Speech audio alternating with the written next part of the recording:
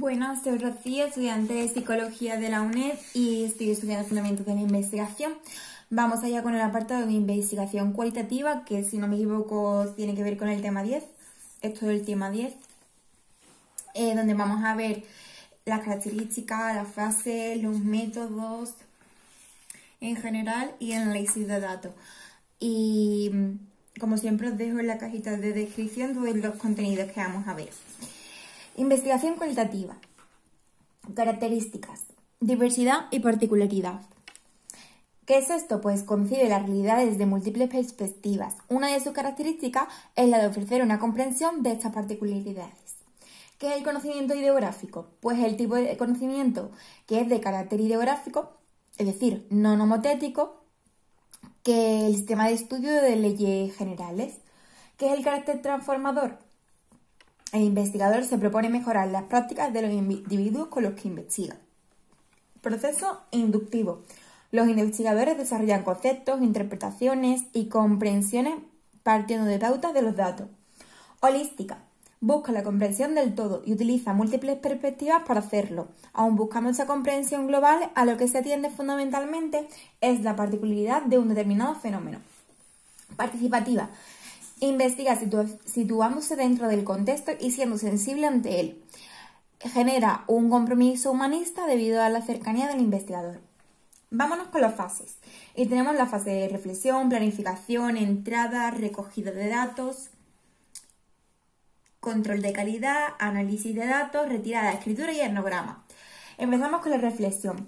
¿Qué es esto? Pues es seleccionar una pregunta de investigación que sea lo suficientemente interesante para mantener el compromiso del investigador. Se prepara teniendo en cuenta las metas de investigación. Siguiente fase, planificación. Dentro de ella tenemos diferentes apartados, que es seleccionar el sitio, seleccionar de la estrategia, la triangulación metodológica, la preparación del investigador y la creación y perfeccionamiento de la pregunta de investigación. Empezamos con la selección del sitio. Esto es donde se realizará la investigación y cómo se accederá a los participantes. Es importante considerar la adaptación y la adecuación de la presencia del investigador al contexto, es decir, el vestido, el aspecto, etc. La selección de la estrategia viene determinada por la naturaleza de la pregunta de investigación. Es aconsejable que el investigador maneje diversas técnicas, como por ejemplo la observación, la entrevista, el análisis de documentos, para poder obtener los datos más adecuados. Triangulación metodológica. Es la estrategia cuya finalidad es obtener validez y rigor en los datos y a la vez ofrecer una visión global desde diferentes perspectivas. El investigador aquí coteja la información a través de diferentes fuentes y de personas con diferentes perspectivas. Preparación del investigador. ¿Qué es esto? Pues es el instrumento de la investigación. Hay que esperar a ser aceptado por los participantes, tener una buena dosis de estudio y reflexión sobre el tema de investigación y revisar permanentemente las notas. Creación y perfeccionamiento de la pregunta de investigación. Tenemos que tener en cuenta que sea lo suficientemente amplia para tratar aquellos aspectos que probablemente no se contemplan en una primera definición. Otra fase, la entrada. Y aquí vamos a hablar del muestreo. La entrada implica un acercamiento a los participantes y es necesario familiarizarse con ellos y con el escenario. Muestreo, ¿esto qué es? Pues que los criterios para realizarlo son distintos al de aleatoriedad. Es decir, que no son seleccionados por su representatividad demográfica y dependerán del objetivo de la investigación. Y tenemos 4 tipos de muestreo: teórico, de conveniencia, a propósito y bola de nieve. En el muestreo teórico hablamos de si el objetivo es generar una teoría o hipótesis, seleccionamos casos que representen todas aquellas propiedades del fenómeno, que sean relevantes para la generación de estas con 2 estrategias complementarias. Una, seleccionar casos que permitan obtener las propiedades básicas comunes a todos los casos. Y 2, seleccionar casos tan diferentes entre sí que den la oportunidad de obtener matices y diferencias importantes entre ellos. Muestra de conveniencia. Es cuando la característica principal es buscar la disponibilidad de los participantes. Muestreo a propósito, cuando lo que se busca son participantes con una característica determinada. Muestreo de bola de nieve es cuando se quiere acceder a poblaciones atípicas o de difícil acceso. Siguiente fase, recogida de datos. Hay que asegurarse del rigor y la validez de los datos para que la investigación tenga validez y fiabilidad. Los procedimientos son los siguientes. tenemos un criterio de adecuación y pertenencia de datos. ¿Esto qué es? Pues la adecuación se refiere a la cantidad de datos, no al número de sujetos.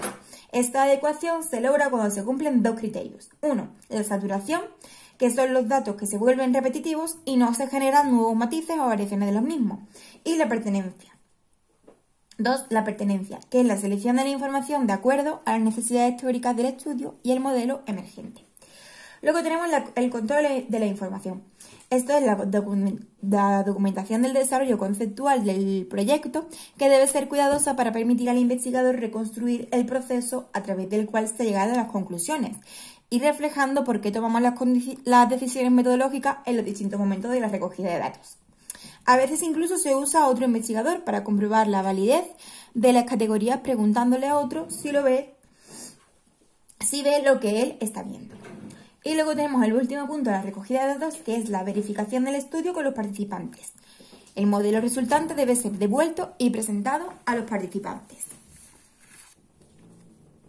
Luego tenemos la retirada, que significa, o que es otra fase, que es, aunque la recogida de datos no está del todo terminada, puede darse también en el caso en que el investigador se siente como un miembro más del contexto y sea necesaria su retirada del escenario. Hay dos procesos que impiden la recogida de datos por parte del investigador. Uno, que pierda sensibilidad y dos, que pierde objetividad. Cuando pierde sensibilidad a las actividades contenidas al volverse predecibles y poco relevantes y hace difícil la recogida de datos. O la pérdida de objetividad, que es al volverse uno más del grupo. Se vuelve nativo y no toma notas o no tiene nada que observar. Otra fase, escritura, es la redacción del informe. Es presentar argumentos sistemáticos y convincentes presentando los datos que apoyan al caso del investigador o que rechazan explicaciones alternativas. Se recomienda escribir el artículo bajo dos planteamientos. Uno, guiando al lector en la resolución del problema con los pasos del investigador. Dos, presentar un resumen de los principales resultados resaltando los resultados que apoyan la conclusión. Y la última fase es la etnografía. ¿Qué es la etnografía? Pues tiene doble significado. Es entendido como la descripción de las etnias o como el informe producto del trabajo de investigación de un estudio cultural. Hay autores que más que un método los consideran una experiencia de vida, ya que requiere que el investigador viva y comparte dentro del grupo. Tiene unos rasgos esenciales según Atkinson y Hammersley. Son 4 rasgos. El primero, énfasis en explorar la naturaleza en un fenómeno social particular en lugar de tratar de probar una hipótesis. 2. Trabajar con datos poco estructurados, es decir, no codificados en un conjunto cerrado de categorías analíticas. Y 3. Investiga un pequeño número de casos o solo uno, con detalle. El último, análisis de datos. La estadística tiene un papel subordinado. El análisis toma forma de descripciones verbales y explicaciones. Y lo último en la etnografía es la posición NK. ¿Qué es esto? Es una experiencia próxima al grupo. Hace explícito lo que normalmente es un conocimiento tácito entre los grupos sociales y culturales. Para interpretar este saber tácito se suele utilizar la observación participante. Bien, ahora nos vamos a los métodos. Que me he equivocado, perdonadme, pero dentro de los métodos está la etnografía. La última fase del apartado es la escritura. Otro método es la investigación-acción, que trata de transformar la realidad y no solo comprenderla. Son raíces en los trabajos pioneros de Kurt Lewin. Es una investigación participativa con un compromiso político y social y su finalidad está dirigida al cambio social. Hay unas áreas de relevancia como en la educación o la psicología de las organizaciones o la psicología comunitaria. Y eso según las características de Kemix y McTaggart. Es que es muy difícil de decir. Y tenemos 7 características. 1. Proceso inicial, que es la influencia bidireccional entre el individuo y lo social. 2. Participativa, que genera y transforma el conocimiento con los participantes. 3. Práctica y colaboradora. Los participantes son fundamentales en el proceso de análisis y reflexión de sus prácticas para su reconstrucción. 4. Emancipadora. Tiene como meta contribuir a que las personas tomen conciencia de cómo las estructuras sociales limitan su desarrollo y su autodeterminación de tal modo que dicha conciencia contribuye a cambiar las prácticas para mejorar dichas condiciones. 5. La crítica, que consigue una perspectiva crítica con respecto al modo de ver la realidad social. 6. Reflexiva. Al promover el cambio de la realidad, promueve sus análisis. Y 7. Transforma la teoría y la práctica. Esto quiere decir, ya que ambas están relacionadas. Luego tenemos el procedimiento, que tiene 2 ciclos. El 1. Planificación. La primera idea general es tratar de mejorar un aspecto de la práctica profesional o social de una comunidad o grupo. Un análisis de diagnóstico de la situación y se propone una acción o estrategia de intervención para lograr esa mejora. 2. Acción y observación. En el momento de la intervención y la reflexión es analizar los cambios. Luego tenemos otro método, que es el estudio de caso. No podemos confundir el estudio de caso con los diseños número 1 o de caso único. En estos se manipulan y controlan las variables para explicar la conducta. Definición. El investigador trata de observar y comprender al sujeto desde una perspectiva holística, en su contexto y el significado tiene para el sujeto determinado aspecto de la realidad. Tiene estas características. 1. Examina sobre un fenómeno contemporáneo en su entorno real. 2. Las fronteras entre el fenómeno y su contexto no son claramente evidentes. 3. Se utilizan múltiples fuentes de datos. Y 4. Puede estudiarse tanto en caso único como en múltiples casos.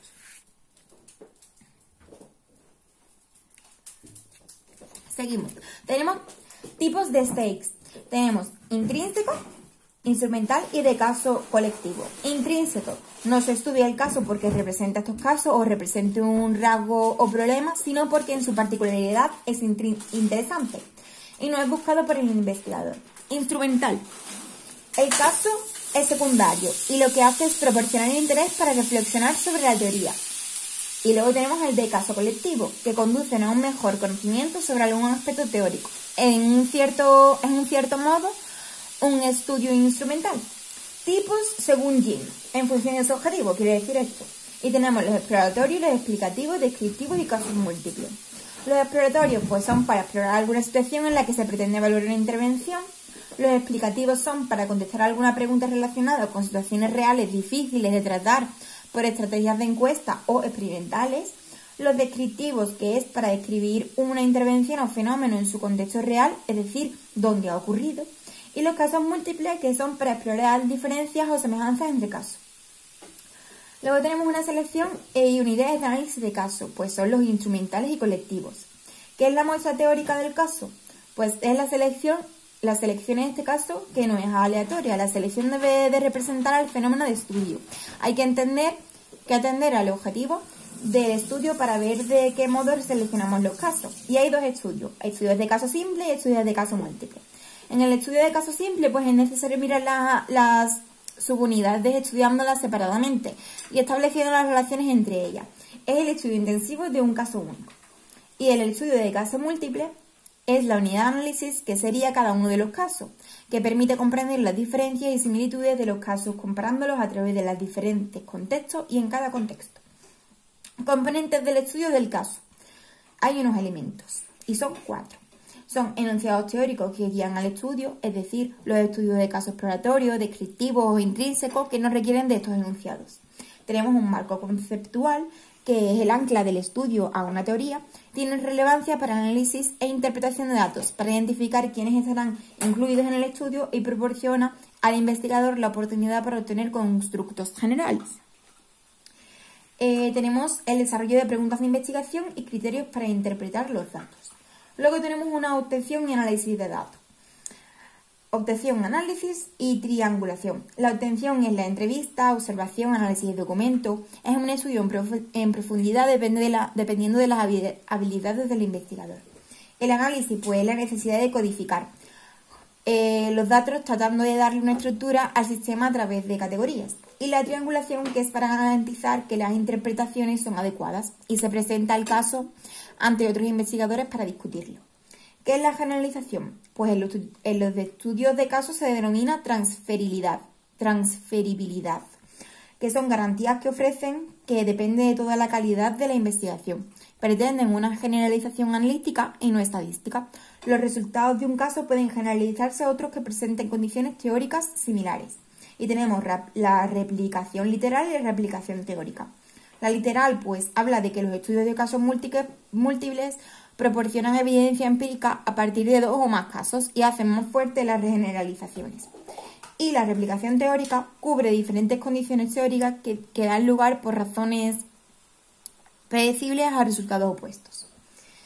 Muy bien, y por último el análisis de datos, que es el último método.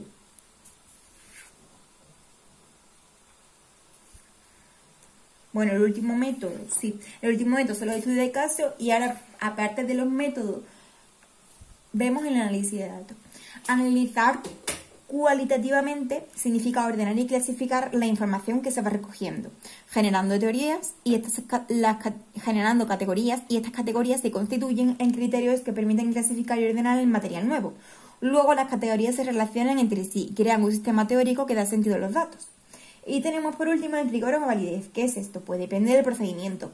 La validez de la interpretación de los datos es la cuestión más importante, que es un proceso subjetivo. El investigador es responsable de mostrar cómo ha llegado a esa interpretación y justificarla. Bueno, pues hasta aquí el tema de